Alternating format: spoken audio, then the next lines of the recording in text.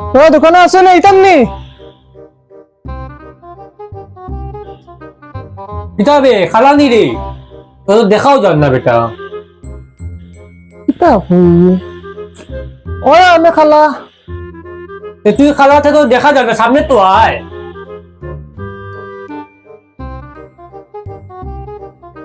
কিতা হয়েছে দেখো।